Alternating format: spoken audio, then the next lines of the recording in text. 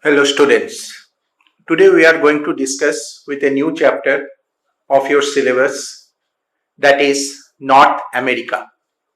This chapter, actually being very long, we will be discussing this chapter in parts. First, a little bit about North America. The continent of North America, as you can see, it lies entirely in northern hemisphere. This continent lies entirely in the northern hemisphere. This continent, in terms of latitudinal and longitudinal extension, it is located from 7 degree north to 84 degree north, and in terms of longitude, it is located from 20 degree west to 173 degree west. That is, this part from 7 degree north, that is this region, is actually 7 degree north, and almost up to 84 degree north, that is this part, that is 84 degree north. 20 degree west, that is this part, actually is 20 degree west, and this part, this extreme western extremity is located at 173 degree west. Now if you look at the boundary, we observe in the northern part of North America, there is of course the Arctic Ocean. It is surrounded by North Atlantic Ocean, especially in the eastern side. Here we find that there is the Pacific Ocean in the west as well as in the southern side. This part, that is Pacific Ocean in the western as well as in the southern side. Now this continent of North America is actually separated from Asia from a very narrow stretch of water. This small narrow stretch of water, we call it as the Bering Strait. This is the Bering Strait which separates Asia from North America. In the southern part, especially, it is separated from South America through a canal, what we call as the Panama Canal. This is actually the narrow strip of land which is known as the Isthmus of Panama. Here the land has been cut and a canal has been dug. It was constructed way back in 1914, and this canal is actually known as the Panama Canal. In fact, as a result of the construction of the Panama Canal, the western and distance between the western and eastern coast of America has come down considerably. Ships now can cross the Panama Canal and go through. Even ships from the Europe, they use the Panama Canal to move towards the western part, or from Asia to Europe, the distance have come down considerably as a result of this Panama Canal. Now, North America actually is the third largest continent in terms of area. There are 23 countries in the continent of North America. In fact, the Central America, these islands, they also come under the North America only. And this, the area of Greenland, that is the largest island of the world, it is also part of North America only. In fact, North America till roughly about 500 years ago was also unknown. Normally it was between 1400 and 1500 AD, particularly the Europeans, as they were explorers, they had started various expeditions to find the new land. And one such person was of course Christopher Columbus, who actually wanted to find a sea route to India. Actually, from Europe, he actually started and discovered these islands. he actually thought that he had reached India, and he named these islands as the West Indies. It was in 1501, an Italian sailor by the name of Amerigo Vespucci, he actually reached the mainland of America and found out that it was not India, and so he named it after his own name and named it as America. Now let's move on to the physiography of North America. Physiographically, North America can be divided into 4 physiographic divisions. These 4 physiographic divisions, one is Western Cordillera, Central Lowland, Canadian or Laurentian Shield, and Eastern Highland. Western Cordillera, that is this western part of America, consists of series of mountain ranges that we call as the Western Cordillera. The Central Lowland is actually this area in the central part, which consists of plain areas and has been formed by river like St. Lawrence, then Mississippi, Missouri River, and the Great Lakes of America. That is the Central Lowlands. Then surrounding this Hudson Bay, this is the Canadian Shield region, and of course this eastern part consisting of series of eroded highlands, what we call as the Eastern Highland. Now let's discuss each of these one by one. Now in the western part of America, there is series of mountain ranges starting almost from the northwestern part of America, from this area to almost its southern tip, extending for about 6,500 kilometers. There are series of mountain ranges which are known as the Western Cordillera. Cordillera, though a Spanish word, it actually means a chain of parallel mountain ranges.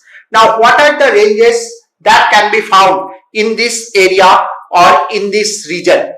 To start with, in the north, there is of course in this area, there is Brooks Range. I don't think you can see it.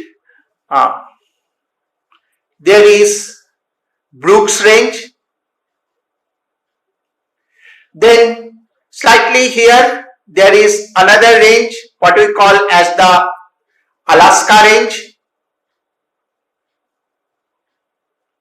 Then along the coast, there is another mountain range which extends along the sea coast, that is what we call as the Coast Range.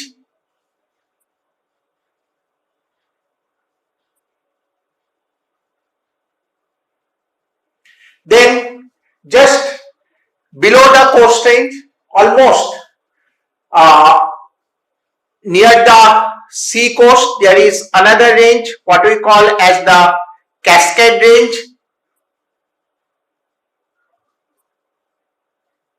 Then if we move further slightly in this part or in this portion, one finds Sierra Nevada Range.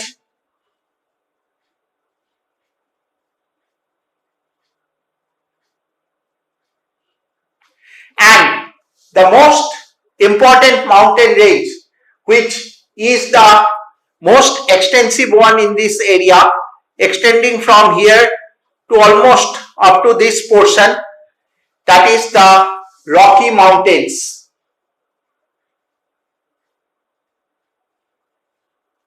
Rocky Mountain Range. Now this Rocky Mountains is the most extensive among all this. It is of course a young fall mountain. Now in between these mountains, there are of course number of what we call plateaus also. One such famous plateau that one can find particularly in this area, that is the Colorado Plateau.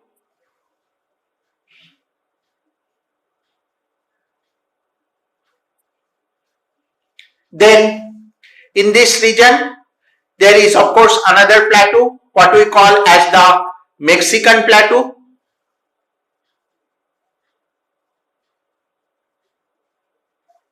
Here is the Mexican Plateau, and here also another range is there, that is Western Sierra Madre. All these ranges are part of what we call Western Cordilleras.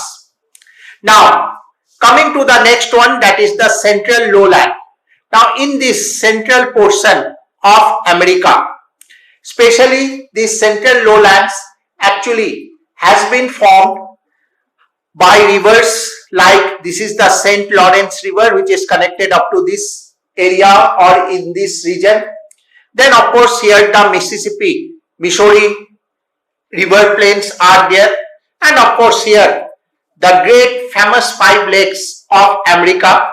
These are the areas which consist of the Central Plains region. Now it can again be further subdivided as the plains of St. Lawrence, plains of Lake region.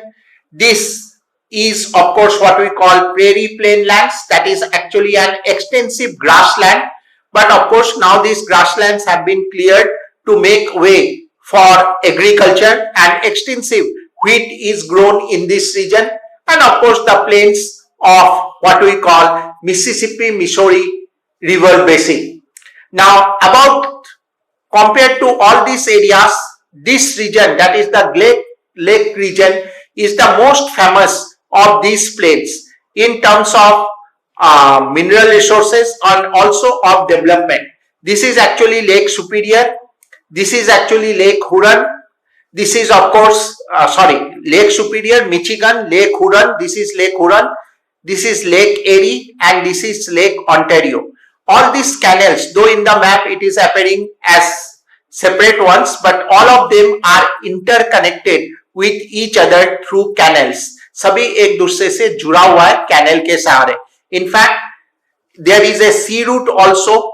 In fact, big sea going vessels from this St. Lawrence River can come and enter directly up to this lake region area or lake region. Now, coming to the next one, that is the Canadian Seal region. This part, this is actually known as the Hudson Bay. Surrounding this Hudson Bay is actually a very old eroded highland. This area or this part is actually part of oldest landmass of the world. If you remember in chapter 2nd, there was we had discussed about the at one point of time all the continents were part of one landmass, single landmass, that was called Pangea. Then it was started to drift apart. In fact, this is part of this old Angara landmass only. It is highly eroded landmass, and in fact ancient rocks can be found in this area. In fact, due to prolonged erosion, this area has been transformed into a highland, or you can say a plateau. In fact, this Canadian Shield is also known as the Laurentian Shield, and this is one of the most, in terms of mineral resources, extensive minerals are found in this area or in this region. Now the last of the divisions, that is the Eastern Highland region. This eastern part of America, there are again, here you would find number of eroded highlands. This also can be divided into 3 parts or 3 regions, 3 areas. This area also has been eroded extensively. This part is actually known as Labrador Plateau. This part along here, that is the Appalachian mountain. It is also a fold mountain, but it has been eroded so much, now it is actually called an old fold mountain, or you can say residual mountain. In fact, a picture of this Appalachian mountain is given in your book. The same picture I have also given in the PDF slides. There you can find that the top of the mountains is not pointed like this. It is almost like this, which actually shows that these regions have been eroded so much that the peaks have been eroded. They have been eroded so much that they do not have any pointed peaks as such. And in between this, there is of course another one that is here, roughly around here, that is New England Highland. Now, this Appalachian Mountains is so eroded that its height is hardly 2000 meters. In fact, Mount Mitchell,